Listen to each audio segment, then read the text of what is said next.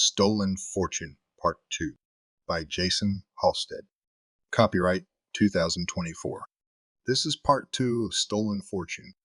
Check below for the link to Part 1 if you haven't enjoyed that first. Also, if you enjoy this, please like the video and subscribe to the channel. Chapter 5. When the light turned green and the inner door opened, Dearra wasn't the only one with tears on her cheeks. The mad scramble to strip out of their spacesuits and then run barefoot down the hall gave Nova time to wipe her face clean. Dearra, with her longer legs, was the first up the ladder and the first onto the bridge. Brax started for the pilot's couch and then stopped. He was supposed to be the engineer, not the pilot. He turned and looked at Nova just as she slipped into the station he'd started for. Blue, get my engine running. I'm okay. How? Nova turned to glare at him. You telling me you lied? Son, one thing you don't never do is lie to your captain. No! I mean, how do I get there? Nova smirked and turned back to her terminal. Computer's lighting the way. Don't be getting lost in the dark. Brax grunted and turned away. He walked back to the hallway outside the bridge and saw the ship's overhead lights leading back to the ladder. The other way was dark. He nodded and hurried down the hall. I'm communicating with the station. Dearra called over her shoulder. Wait a damn minute! Automated systems only, don't go high G on me. I'm ready to release the clamps on your mark, Captain. Nova's glare turned into a grin. She returned her attention to her console and finished unlocking the ship's computer and bringing the control system online. Where's your cute brother at? Dearra faked gagging and said, No such thing. Brax is running for engineering though. Taking him long enough. He just left. Nova stared at her long enough Dearra turned to notice. I don't get it. Really? He's probably at the bottom of the ladder to the main deck by now, but other than. Not that, I mean you. Well, you and him both. Dearra stopped talking and risked a look at her. What do you mean? We told you what they're going to do to us if we stay. Still, you lost your fam to pirates led by that uptight cocklover that used to run things here. Now you want to become one? He liked men? No, but you're steering me off course. Dearra hesitated, confused at how the conversation seemed to be taking 90-degree angles. Kind of like Nova was complaining about Dearra's attempt to deflect the conversation. She sighed. It's not ideal, but it's better than years in prison. Not if we get picked up. True, but we're willing to risk it. As long as you're not like your uptight cock-loving former boss. Nova flashed her a smile. That's what makes it an insult, see? He didn't love the cock like we do, so saying he does makes it funny. Now who's mansplaining? And awfully presumptuous of you to think that I love the sausage. Nova's laugh fell short. Sausage? Wait, are you saying you don't? No. I do. Men are yummy. Some. You'll meet a lot you wished you hadn't in this life. Then again, you'll meet some that leave you dripping like a leaky faucet, even if you can't stand to be in the same room as them. That's. But that's still off course. What are you meaning by saying not like the man who killed your fam? Dearra winced. You're safe, love. They're already dead. I can't kill them again. Anyone. Dearra corrected her. Don't kill anyone. Baby Blue, I'm a pirate. Blood and guts is more than a hazard. It's a guarantee. Yeah. Well, my family didn't have to die. Sure, we were trying to keep you from getting anything, but we would have given it up to stay alive. Noted. Most people put their pants on same as you know? Dearra glanced down at her pants. What? They think the same as you. Make it hard, but when pushed to the edge, they stop pushing back. Oh. Brax feel like this too? Oh. Yeah. Probably more. Aight. I'll see to it nobody floats that don't deserve it. That good enough. Yeah, I guess it is. I can't ask for more. Might not even be asking for that. You still need us. And you need me. Otherwise, pretty girl like you's gonna have her face mashed by some hairy, smelly prison twat. Damn shame to break that nose. Dearra gasped. Oh, look. He's found the part that makes the ship go. About damn time. Nova said as a light flashed on her console. She pressed a button and activated the line to engineering.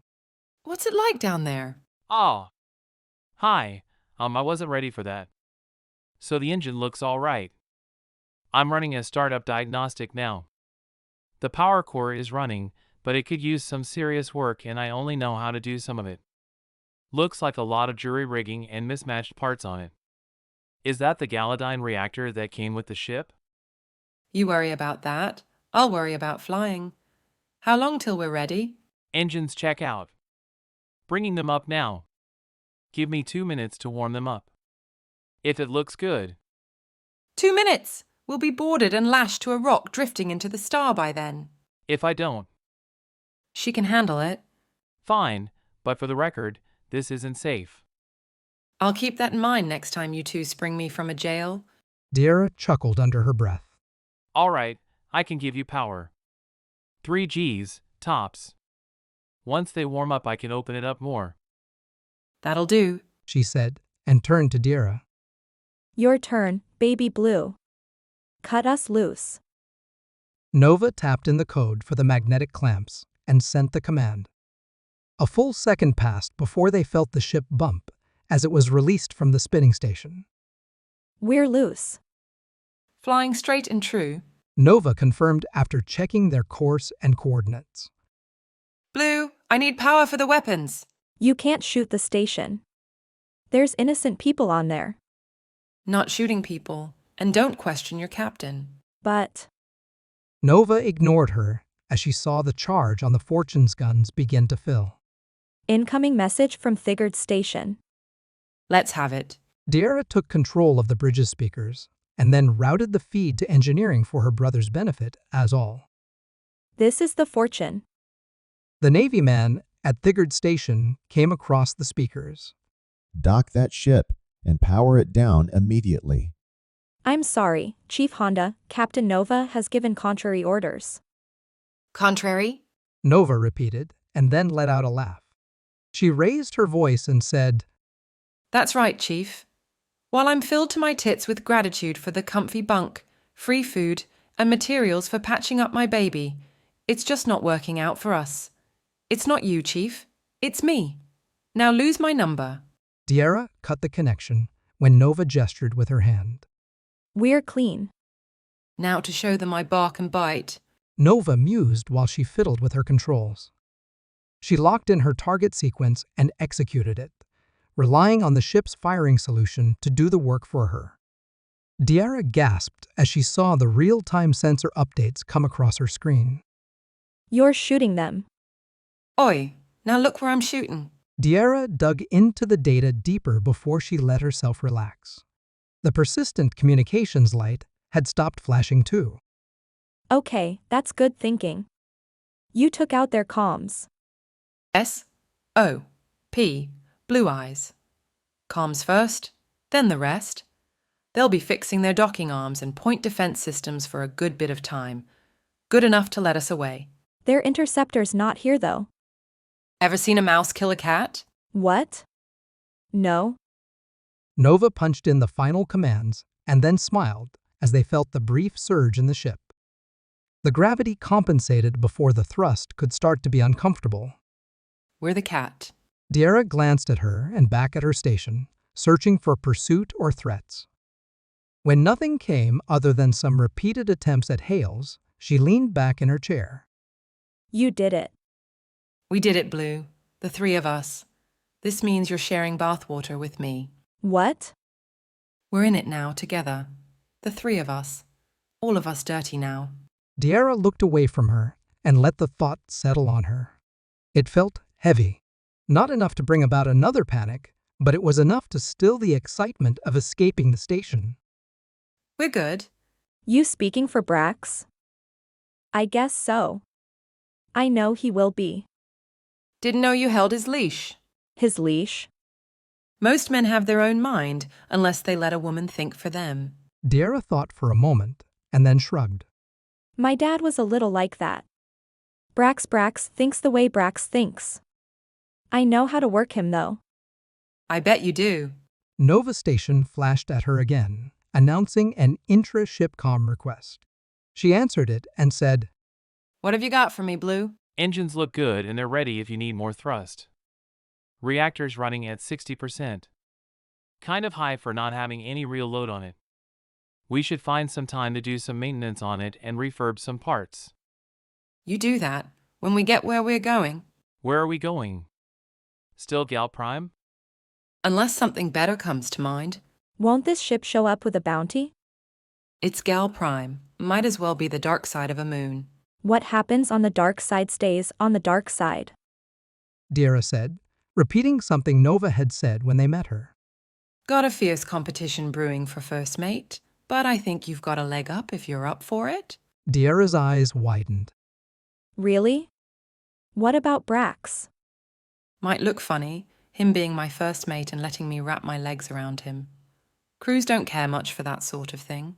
Wrapping what? You're not, he's not. Nova winked at her. Just you wait. Won't be long, and it'll be more than just the fortune he's catching a ride on. If he can warm up the ship's engines, I aim to see what he can do to mine. I don't want to hear this. Even on a ship with a full crew sailing can get boring. Good thing to have someone that can help pass the time. Dearra pretended to gag.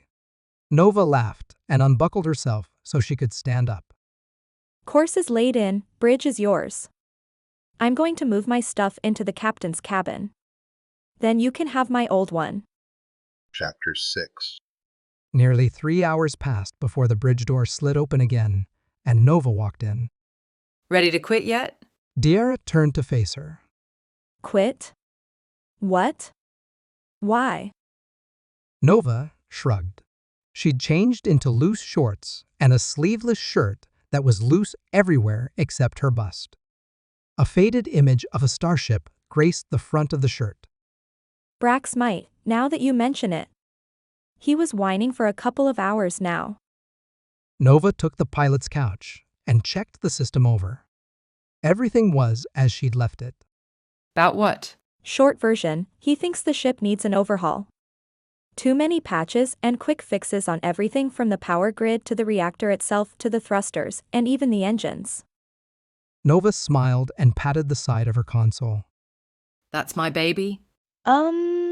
Every engineer starts out mewling like a babe.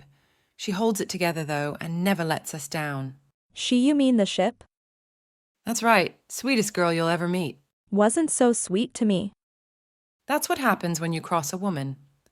Speaking of, I was wondering, how come you two were roaming that station free as you please? Dearra froze for a moment. What do you mean? You were the pirate, not us. Except now they say maybe you was too. Oh.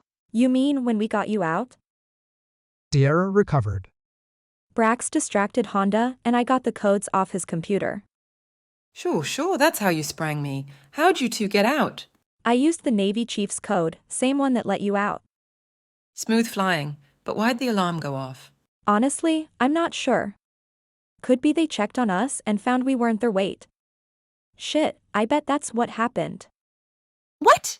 I bet the system alerted because we used the same code in 2 places at the same time. Come again? The chief probably put his code in somewhere at around the same time we used it. Same code in 2 separate places would trigger an alert in most systems. Nova's nose wrinkled as she sniffed loudly. Smells clean. Huh? Means I don't think you're feeding me a bowl full of shit. Nova said with a smile. Oh. Has anyone ever called you paranoid? You see me sitting here looking pretty? Yes. Yes, I see you sitting there looking very pretty. Nova beamed at her. Put those bright blue eyes on the empty seats and cabins here. They weren't asking enough questions. That's a good point. You're more than just a pretty face in a seat. Nova laughed. Pretty face and a great pair of tits. Just kept nagging at me how they offered this secret agent plan and then pulled it away. Yet here you are, all the same, just like it was a dream. Ironic. Dearra agreed. I've been going through the Fortune's access logs and computer systems when I wasn't listening to Brax bitch. You're welcome to come and look over my shoulder. What are you fishing for? To see if the Navy put anything in to let them know where we are. Oi, that'd be something, wouldn't it? Find anything? Nothing yet. Other than you, nobody's been on the Fortune yet. I bet they were waiting until they got the go-ahead to proceed with bugging us. Nova nodded. Keep looking, Brax too. Of course. I do have one thing I should probably mention unless you have more questions. One more, but it'll keep floating till I'm ready. Okay. Then I've been working on these sensors and, well, they could use some upgrades, but that's not the point. I've got a contact that I've been tracking. Another ship? Yes. I think it's the Navy's interceptor. No threat then. We're bigger, but that thing's got torpedoes. It only takes one to give us a very bad day. Don't be taking the wind out to my sails, only I get to do that. Is it coming at us or just flying around on patrol? It changed course about half an hour ago. It's on an intercept now. Space me, how long? About 6 hours. She must have left the station on patrol earlier today. Dearra estimated. She glanced at the door and asked in a softer voice, We have torpedoes too, right? A few, but using them cuts into our winnings. Besides, what happened to no killing? I stand by it. But if it comes down to us or them, I'm going to pick us every time. Nova laughed. I'll make a proper cutthroat out of you. Just you wait and see. As long as I don't have to wear a wooden leg. I save the pegging for something or someone else. Dearra opened her mouth and then shut it.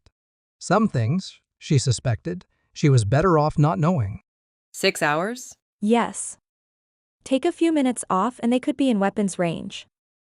They're in weapons range now, Blue. Well, yes, but even with these sensors I'd pick their torpedo up once it was within a few 100,000 kilometers. Not if they stealthed it. What? Nova's smile had a chill to it. Don't worry.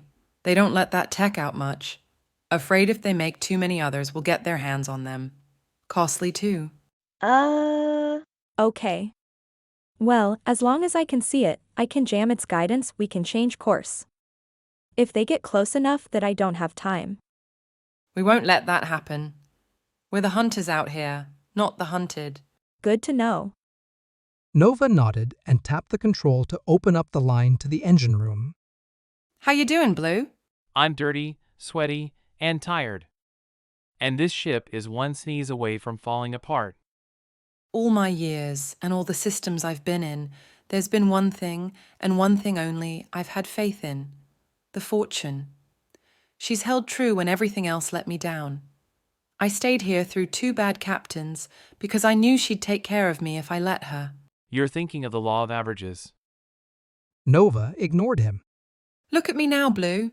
I'm running the show. She won't let me down, so you don't let her down. Got it? It took a moment for Brax to respond. Yeah, I got it. Good. Blue, the other Blue, says we're going to have company in about 6 hours. Just that Navy ship, but whatever you do, make sure she's warmed up and ready to go when we need her. Talk dirty to her if you have to. Dearra gasped and then giggled. Thanks for the tip. Chapter 7. Get up and stretch those head crushers. Dearra looked up from her console, twisted to look back. What? We're almost close enough for things to get interesting. Loosen up. Last thing you need is a cramp when we've got a fish flying right at us. Dearra's brow creased as she fought to decipher the pirate's choice of words. Okay, but what are head crushers? Nova grinned and twisted in her couch so she could stick her legs out. She spread them enough to be lewd, but not enough to boast about her flexibility. Then she put her hands between them. Get yourself a good man, willing to do whatever it takes to make you scream. Thing is, they don't know eating pussy from eating noodles, so you got to show them. Grab their hair and pull them in. Put 'em where you need 'em, I say. Then, when they get the hang of it and their jaw's about to fall off, you finally get what you need. That's when the head crushers come in. Those legs of yours wrapped tight around some lucky guy. I bet you could break his neck, if not flatten his head so one ear touches the other. Dearra stared at her, too stunned at the combination of words and the scene Nova pantomimed to think straight. Her body reacted while her brain failed, filling her cheeks with blood. Nova, winked at her. Oi, you know what I'm talking about. Dearra mumbled something that didn't even sound like a word. She turned back to her station. Think Brax is any good with his tongue? Dearra jerked up to her feet and held out her hands. Nova grinned. I can't. She stammered and started to walk towards the door. She stopped and turned back to Nova. He's my brother. I love him, but I'm not in love with him. We would never. Nova burst out laughing until she finally caught her breath. Not you. I meant me. I was planning the mustache ride, not you. Oh. Dearra said and blushed even redder than before. He doesn't have a mustache. Maybe better that way. That's not the kind of tickle I like. Space me. Dearra stole the line from the pirate. She shook her head and walked back to her station. Got the blood flowing? Yeah. I guess it did. It bother you, me talking about your brother? Dearra shrugged. He's free to fuck whoever he wants. Not my business. Even a raunchy pirate bitch? Even you. Oi, you saying I'm a raunchy pirate bitch? Dearra smiled at her. Raunchiest and bitchiest I've met. Nova let out a hearty laugh. There's a lot worse than me out there. Truth is, you're lucky you found me. Lucky, huh? Well, I'll just have to believe you. I've had a sheltered life. Nova turned back to her station and nodded. Time's up. Dearra tapped away at hers to update her display. 500,000 kilometers. They're decelerating with their main thruster, keeps their guns pointed away. Her fish can still find us. No targeting yet. Why not? Nova asked, in a tone that meant she didn't expect an answer. I'm hitting her with countermeasures. Maybe I'm blinding her sensors so they can't find us. Navy grade? Why not? I heard somebody on the station bitching about how their gear was built by the lowest bidder. I seen too many ships gutted by that gear. Nova said. She tapped the intra-ship comm line and said, Blue, it's time to make those engines sing and dance. Fuck all right. What do you need? Nothing yet. Just make sure they can come off the bench and score some points. Do you ever run out of idioms? Have you stopped staring at my tits since you met me? What? I. Nova cut the line and focused on her station. You noticed? My ass is getting jealous. Why? You've got a nice ass too. Nova raised an eyebrow. Careful, Blue. I might start thinking you want to crush my head. Dearra sucked in a breath and gave a quick shake of her head. That's not what I meant. We're down to 400k. At her rate, she'll match our velocity and direction in 8 minutes. Those little buggers could outturn a pulsar. Nova mused. The boast was ridiculous, but Dearra was getting used to Nova's hyperbole. Another minute passed. 200,000. No targeting. Not yet. I'm cooking some dinner over here, looking to have me some well-done steak. What the fuck does that mean? Firing solutions. Got it. So if she fired torpedoes and her guns, would that be fish and chips? Nova let a single chuckle slip. Good call. Dearra felt a blossom of heat in her chest from the praise. No change except distance. 150 now, rate of closure is slowing fast. Making dinner take longer to cook too. Why? Range is short, more time to react. Trading punches in space ain't about speed or distance. It's about time. Time and what you can do with that time. She's got herself a nimble little minx of a ship, so she's got options with the time between us. If those options don't flatten her against the inside of her hull. Dearra frowned while keeping her eye on her display. Don't they have artificial gravity in them? Some, but not much. Can't compete with the way they can kick in an emergency. 100,000 kilometers. Nova frowned. Only 68%, and that's if she's asleep at the stick. What? First firing solution, I'm cooking up a second course. Dearra nodded and watched. She could almost make out the individual numbers in the hundreds column on the distance, as they changed now. That girl's pulling some high G's. Respect. What? Rate she slowed down, and now she's trying to catch up to us. We're moving at a 4G burn, but she's got a whole ass to catch up to our speed, unless she plans on falling behind. Oh, fuck. What? That's what she's gonna do. Slip behind us and launch a fish right up our skirt. Oh no. Shoot her first. Nova spared a glance at the almost frantic-sounding woman. She looked back at her station and saw her second solution had an 81% chance of success. It was enough to be worth the risk, especially since she'd be in range of the Fortune's energy weapons in a few seconds. Nova's hand hesitated over the firing button. What's wrong? This ain't right. What do you mean? She's got to know I'm zeroed in like a teenage boy at his first glory hole, but she ain't doing nothing to stop me. She's at 80,000. She's matching us. What's that mean? Double check my math. Where's she gonna end up? I hold on beside us, no, a little bit forward, maybe couple 100 meters. If she doesn't change anything. So we can still see her panties. See her what? Her panties. Nova ignored her. Let's talk. Aren't we doing that? Her, Navy. I want to talk to her. Oh. Sorry. Wait, I'll have to stop jamming. That's part of the point. Oh, it is? Channel open naval interceptor, this is the Fortune. Where's your head, Navy? Nova overspoke Dearra. Captain Nova. The soft voice of the naval pilot asked. And you're Lieutenant Braden. We got the pleasantries sorted. You mind if we get around to shooting each other now? I'd rather skip that part too. We're not going back. Nova shot her a nasty look.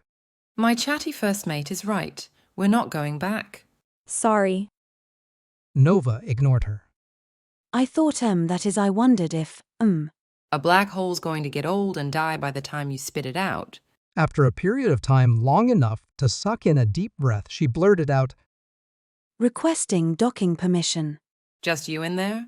Yes, Nova grimaced at being called ma'am. Maintain your position and course. We're going to talk about you behind your back. Of course, standing by. Dearra cut the channel and turned to face the pirate. What the fuck? What in the fuckity fuck, actually? Okay, so the Fortune's got a small hangar, but it ain't been used since we lost our transport a while back. Hangar got turned into storage, and I'm not sure if there's room in it. We have a hangar? I'm staying here. You're going to greet her. I am? Nova got up from her couch and hurried over to the weapons locker on the bridge. She unlocked it and pulled out a pistol-grip shotgun. You know how to shoot? Dearra's mouth went dry. The last time she'd seen, or held, a gun, something terrible had happened. Blue! Dearra shook the memories away. Yes. Sorry, yes. We've only got hard rounds. Last captain didn't fuck around. I know. So be careful.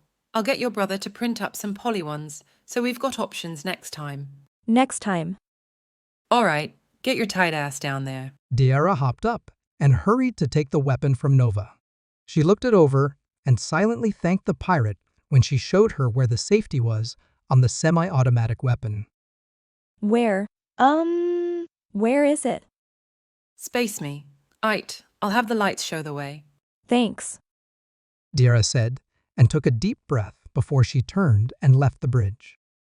Nova tapped in the commands on her console to guide Dearra and then moved over to Dearra's station to reopen the communications. Navy, stand by. I'm opening the hangar now. Might be a little cozy in there. Stay in your ship until I tell you to get out. Yes, Call me ma'am one more time, and you won't make it to my hangar. yes, Captain. Nova killed the comms and then jumped up and ran over to her captain's chair to bring up the internal cameras in the hangar bay. It was one of the few cameras on the ship that still worked. Damn pirates kept breaking the other ones for privacy. As she watched, Dearra jogged up to the doorway. In the low-G environment, Dearra's long legs seemed to stretch forever. She had to hop a couple of times to stop and then back up a step at the doorway. Dearra opened up a intra-ship comm to the bridge and said, I'm here. Opening up the hangar doors now, I think. I don't know what's in there, so try not to vent anything into space. Roger that. Dearra said, while she poked around the panel outside the door. After a few seconds, she pumped her fist. Got it. Hangar is cycling. Navy will be right outside. As soon as they're in, lock 'em in and get in there. Yes, Captain. That never gets old. Dearra laughed and shut the line down. Nova watched while seconds ticked away and the powerful compressors whisked out all the air they could. Finally, the outer doors opened and the entire ship hummed with the bulky doors shifting. A calm request from engineering came through to the bridge. Relax, it's the hangar bay doors opening. What? We've got a guest. A guest? Who? Navy. What? The pilot. Now mind your engines while we take care of business. I don't. Nova cut the line and watched the interceptor slowly move into the hangar. The right side was mostly empty, aside from some small junk and a few containers. The ship moved over them and settled down, trapping or crushing whatever it was. A moment later, the lights in the hangar changed from red to yellow as the bay doors began to close. Gotta switch the green out for blue. The bay doors shut and sealed. Moments later, misty white air pumped into the room, and as the pressure rose, the air cleared and warmed. The light flashed green, and the inner door popped open. Dearra walked in, shotgun held in both hands a little awkwardly, but her finger was outside the trigger guard. Nova opened the line to the Navy ship again. Navy, strip down and hop on out. Why, yes, Captain.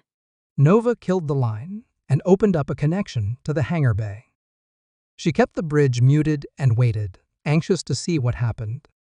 Dearra walked around the sleek Navy ship and listened as the metal creaked and popped while it warmed up. She came to a stop beside the craft's door and waited, gun pointed down, but in the direction of the door. The door opened with a short hiss of equalizing pressure. It swung up and revealed all 1.5 meters of Lieutenant Braden. All of her. From her buzz-cut blonde fuzz to her pink-painted toenails. Her hands were up, leaving everything on display.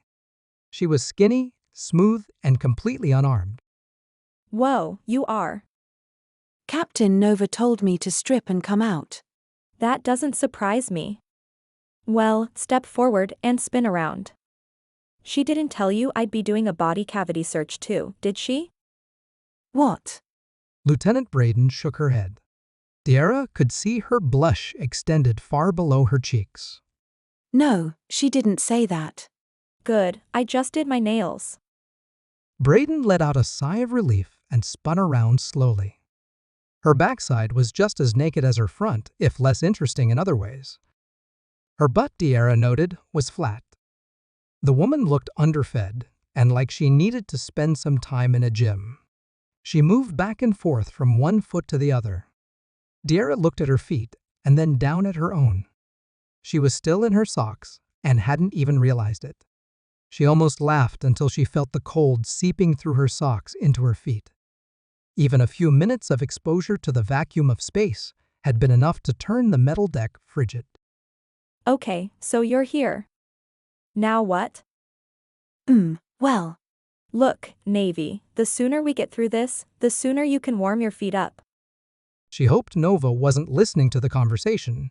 She didn't want her knowing she'd just used the pirate's name for Lieutenant Braden. I don't know what it's called, I do, but it doesn't feel like that. I guess it is though. What the fuck are you talking about? Lieutenant Braden sighed before admitting, I want to go AWOL. To join you. You want to do what? I want to. You know the Navy thinks we're criminals, right? Well, not thinks, but we are, I guess, since we stole the fortune and some spacesuits too. I got a partial transmission telling me the fortune was being taken. Partial? It was cut off. Yeah. Shit, we did that too. Shot the station to kill their comms and ability to send anyone after us. We didn't hurt or kill anyone though. That's good. So why the fuck do you want to give up all you've got going for you for this? Braden let a bitter laugh slip out. All I've got. Sure, I'm an officer in the Terran Navy. I get to fly my ship around an abandoned system and, if I'm really lucky, maybe spot a freighter bringing in supplies. Answering your distress call was the most excitement I've seen in months. I love to fly, but strapping in for a long ride by myself without any course changes or using my ship to do anything it can do, it's worse that boring. It should be a crime. Dearra listened to the suddenly passionate woman as she raved about her life. I need excitement. Being a fighter pilot was supposed to give me that, but instead, because I lived up to my ability and my training and wanted to prove what I could do, I'm sentenced to this abandoned shithole of an empty system on a research base that doesn't even need to do any research anymore. So you think you can get your fix here? Oh my goodness, yes. Look at what's already happened. You stole a ship out from under the Navy's nose. Dearra blushed. It was pretty exciting. We had to do a spacewalk from the station to the ship to board it too. See, that sounds amazing. Dearra shook her head. But you'd still have to follow orders. And when I say follow orders, I mean it. If the captain or I tell you to do something, you do it. Brax too. He's the ship's engineer. I'm the first mate. She forced her feet together and stood as tall as her small body could. She stood at attention without actually saluting. I'm a very talented pilot and rated for all classes of ships. I'm also a skilled weapons specialist, as well as proficient in communications and sensors. Proficient. Dearra repeated. She cleared her throat and said, How about mundane tasks? We're a very small crew right now and we have to wear a lot of hats. Can you cook, clean, perform any maintenance tasks? I can learn. I'm a quick study of most things. And, my ship. I'd like to keep it, but I'd use it to help as you or the captain required. Dearra tabled her spoken resume for a moment and looked at the interceptor. All right, let's talk about your ship. What's in it? I've got 12 torpedoes. For our armor piercing and 8 are high explosive. I've got. Dearra waved her off. No, I mean, that's great, but I meant what do you have in your ship? Your clothes, for example. Oh. She said, and actually giggled. Yes, my clothes. I have my sidearm, a knife, a couple of sandwiches and some water. So, you really weren't planning this, were you? She shook her head. No. I've been bored for a long time now, but this didn't come to me until I heard that you were stealing the ship and they wanted me to go for help, but it got cut off then. I went max power on my sensors then and saw what was happening. I turned then too, you can check my flight logs, but it wasn't until a little bit later that I changed my mind and decided to come here. Even then, I went back and forth a lot. This is final. You stay with us, you're staying with us. There is no out. Not for a while, at least. She hesitated and then nodded. I understand. I'm in, All right. Right now, my captain is watching us. You're going to go stand over there and not move. I'm going to check out your ship and when I come out, if it's like you said, you get to put your boots back on. Her eyes widened. Just my boots. Dearra laughed. Just an expression. You can get dressed too. But only if there's no surprises waiting for me. If anything goes wrong, or if you try to change things up on me, Captain Nova will vent the hangar bay. I've been through that before, depressurized to the point you pass out, have you? It's part of pilot training. Not, all the way to vacuum though. Trust me, it sucks. It hurts too. The water in your mouth boils. Your eyes too. Any moisture in your nose, same thing. That hurts, not just when it happens, but for days after. And don't get me started on what happens below the belt. I've been told. Yeah. Well, it's true. She gulped. I'll be, right over there, Remember, don't move. Yes, Dearra climbed up the steps into the cockpit and slowly turned around. It was small, But there was room for 3 people if they didn't mind being cozy. 4, she supposed, in an emergency that override the desire for personal boundaries. The lieutenant's clothing lay on the floor. Dearra nudged it with her foot, separating sensible and boring underwear from the woman's uniform and bodysuit. Dearra took an extra moment, examining the bodysuit. It looked similar to what Nova wore. Some sort of pressure suit then, probably, to help protect the pilot's body. She checked out the rest of the cockpit and found a refrigeration unit stocked exactly as the pilot had said.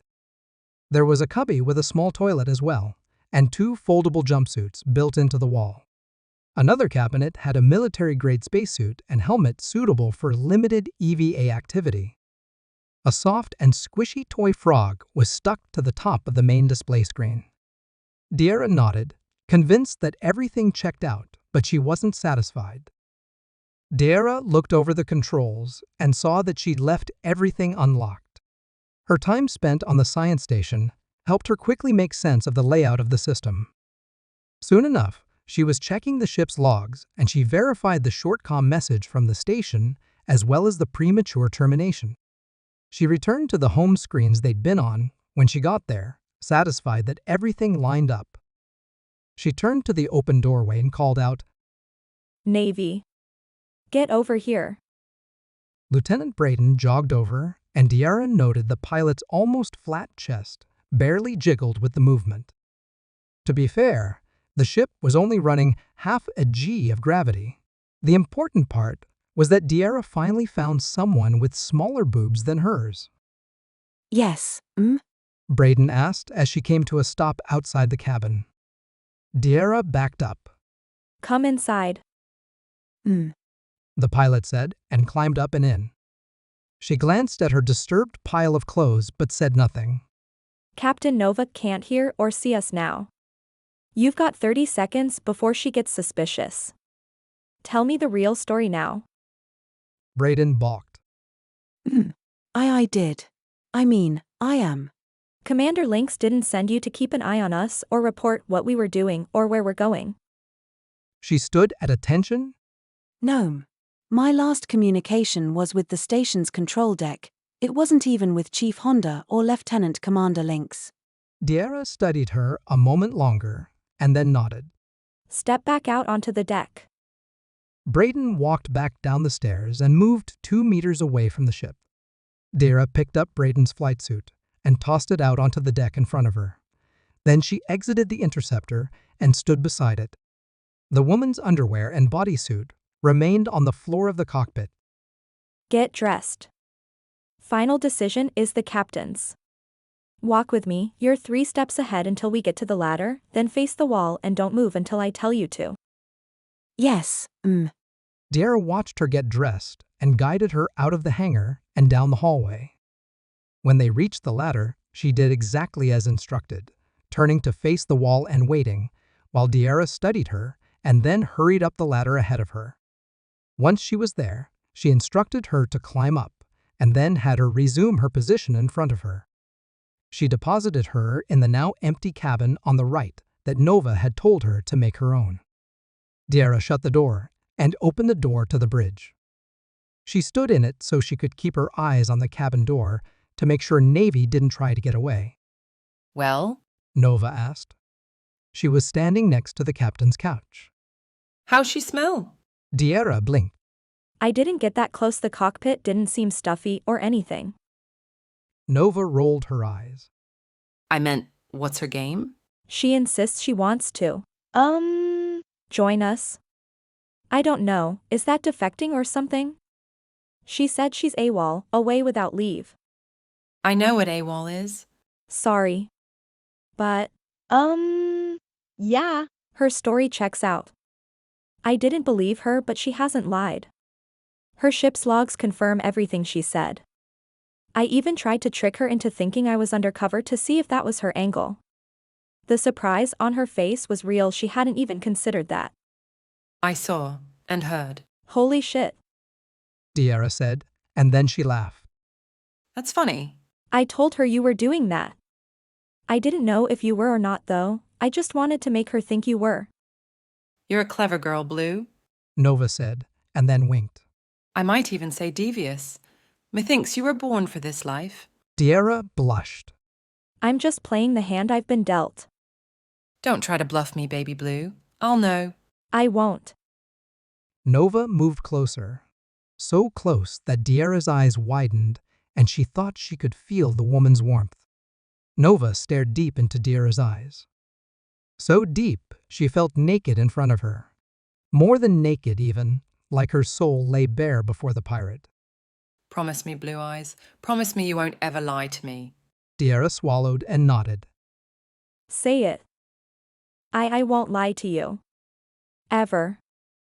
Nova kept up her intense gaze for several seconds before she smiled. You and I, this is our fortune. We're in this together. We're going to be the captain and first mate the way they should be. Unbreakable. I won't lie to you either, Dearra. Dearra nodded and tried not to let her smile be too obvious. I want that. I'm in, Captain. Nova laughed and spun away to walk back to her chair.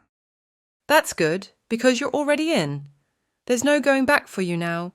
It's the pirate's life for you, aha. Har. Nova waved the whimsical lyric away. So is Navy joining us, or are we spacing her and keeping her ship? I think we keep her. She can fly her ship and the Fortune, freeing you up. She can spell me at my station too, and when she's not doing that she can clean up the place, make us some sandwiches, or whatever else. Never had a woman I could order to go make me a sandwich before. And there goes hundreds of years of progress. Nova winked at her again. Not to worry, I am reminded of my other question. Nova said. She paused and tapped on the controls at her station to open a link to the engine room again. Good news, Blue. Our lovely first mate has just recruited her first crew member. What? But we haven't docked anywhere. There's nowhere to dock unless we go back to the station. The Navy pilot. She's one of us now. No fucking way. Is this a trick? Is she Brayden, right? She seemed so quiet before. She's barely tall enough to get on this ride. But she's here to stay. Her choice, even. I'll be damned. Probably, but that's not why I called you. I heard something on that station, something that just didn't seem right. It's the last question I've got for you two that's been nagging at me, eating away like some Ferrarian snails in my underwear drawer, hoping you can sort it out for me. Sure, go ahead. Did your parents really name you Braxton Hicks? This is the end of Stolen Fortune. Thank you for listening. Check the notification button to find out when the next part of the Vengeance in the Void series is uploaded.